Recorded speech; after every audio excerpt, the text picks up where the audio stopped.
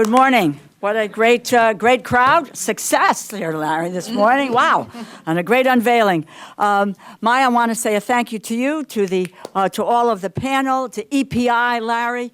EPI is a godsend. I will just tell you, what you provide in data and information for members of Congress that helps us to focus. Because what you do is you put that focus on what the impact of public policy is on those who are the most vulnerable and on the middle class, and what it is that happens and what is happening and what can we be doing about it in this institution.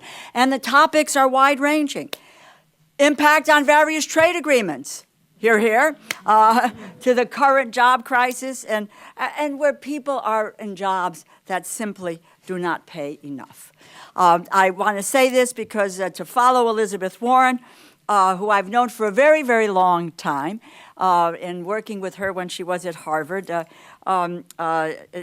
she is just, the Boston Globe, I will say this to you, describes her as a, quote, a fierce advocate for the lot of working families. And she's tilted that scale already in the Senate and nationally against those who would really be advantaged versus those who are disadvantaged. So, Elise, EPI, thank you for your tireless work on the women's economic agenda. Liz, the leadership and advocacy of the AFL-CIO, and all of the advocates here today, each of them putting working families at the heart of what they do every day. And what we're about here today is coming together to elevate the importance of the policies that are outlined here, part of the Economic Policy Institute's Women's Economic Agenda. And why? To improve the lives of working women and their families. And isn't it, there is an excitement about this time. It wasn't that long ago. Look, I think back, and I said this last night at the National Women's Law Center where I spoke, and I was thinking about, until recently, public policy with regard to the focus on women and families has been bleak. 1993, we did FMLA. Unpaid. Nothing then. 16 years later, we do the Fair Pay Act. And Lilly Ledbetter, which really brought us back to current law. But we're thinking now, and things are changing. What you're doing here today is part of that change, of making this economic agenda the focus on women as the central part of our national discourse. And that is very, very exciting to all of us. My view is that the biggest economic challenge that faces our country today is that too many people are in jobs that just don't pay enough money. We got a lot of talk about income inequality today, but you cannot start to talk about it without your starting point being stagnant wages. Wages have been stagnant and in decline for 40 years. Families are struggling every single day, struggling to put food on the table. Elizabeth made reference to that. They can't pay their bills. They don't think about being able to afford to put their kids through school. Retirement security, what is that? You know, vacation, out of the question. They can't do it. It is such a problem, and it's a particular problem for women today in stagnant wages. 52 years since President Kennedy signed the Equal Pay Act. Women still make 79 cents on average for every dollar earned by a man. In the nursing profession, there was a recent study showed that men earn $5,100 per year more than women of comparable education and experience. Nurses, a profession that is more than 90% female. Give me a break. Unbelievable. Women are more likely than men to live in poverty or earn the minimum wage. Female entrepreneurs find it harder than men to obtain financing. And despite living longer, sorry, gentlemen, we live longer. Women receive less in Social Security. We are still 2/3 of the caregivers, but we enjoy we're in the workforce in big numbers, and that's accelerating. On the other hand, there still is the caregiver responsibilities that women have, and we don't have the services that go along to facilitate that work-life balance. Meanwhile, the labor force has changed completely over the last 50 years. Women are now half of all workers. 2/3 of us are the main breadwinners or co-breadwinners for our families. Helping women to increase their earnings is a benefit not just to women, but to families and to the economy overall. It's my view that one of the barriers are the outdated workplace policies that are holding families back today from making work work. 43 million workers in this country have 0 paid sick days.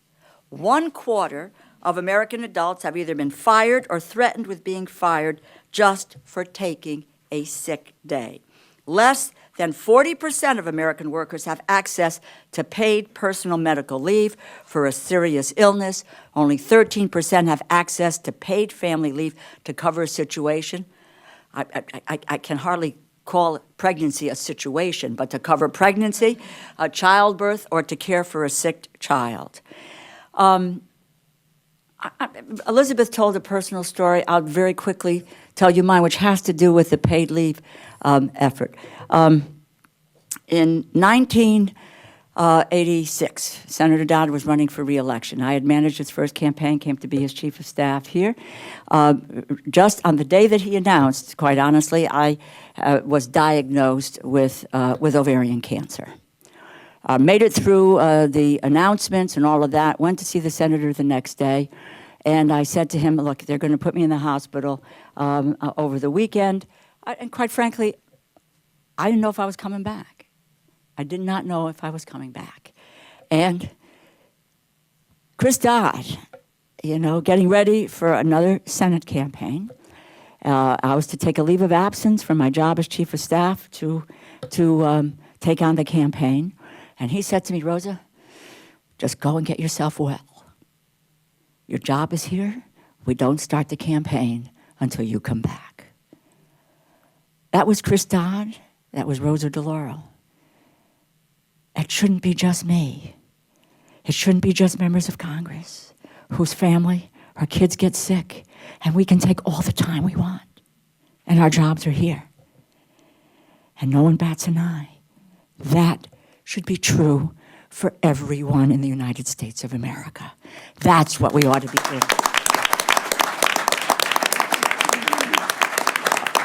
Elizabeth talked about schedules. More than 1 in 4 career workers in retail, food service, and cleaning occupations receive their schedules less than 1 week in advance. All of this, to me, is indicative of a system that is broken. And I don't take the popular view that wage stagnation in the United States today is inevitable as a result of globalization, technology. It is, in my view, the product of a conscious effort by special interests that drive public policy only to their advantage. The Nobel-winning economist Joe Stiglitz has written, quote, inequality is not inevitable. It is a choice that we make with the rules we create to structure our economy. We need to stop making bad choices. We need to rewrite those rules, as he has said, and members of Congress need to be rewriting those rules. That is what our job is. That's what advocates need to be talking to us about. And that's why the policies that you have outlined are so critically important. It is high time for paycheck fairness, paid sick days, paid family and medical leave, fair schedules to become a reality. It shouldn't be based on a lottery of where you happen to work, that you get your schedule in advance or that you have these benefits. I'm excited about the opportunities that I have had to author the Healthy Families Act to protect paid sick days. I did that with one of the great titans of the Senate in 2005, and that was Ted Kennedy.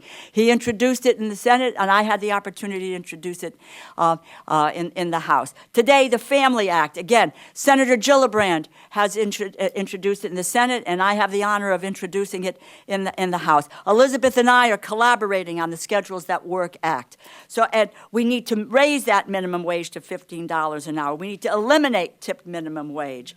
We need to strengthen collective bargaining rights, support enforcement of our labor standards, and we're having a fight dealing today with the appropriations process and putting together an omnibus appropriations. And if you take a look at the writers that are involved in that labor, health, education, human services bill, it would make you cry as to the rights that they want to take away from workers. But we have to fight back.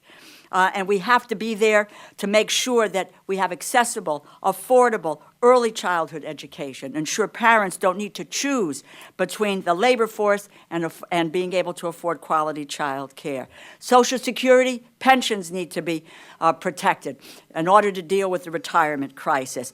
Path to citizenship for undocumented workers is critical. We need comprehensive immigration legislation, and we cannot these days lose sight of who we are and what our values are, and understand the anxiety that people have with regard to our national security these days, but not turn our backs on the values of this great country that said, send me your poor, your tired, your huddled masses yearning to breathe free. That is what the United States is about. We have to steel ourselves. With your economic agenda, we begin an effort that began more than 150 years ago, when visionary women came together to stand up for women's rights, to better the status of women. The policies are not just benefits to be bargained for or bargained away. It really is so much bigger, my friends. It's part of a promise. It's part of a promise in which we all have a role, giving women the power to gain economic security for themselves and for their families.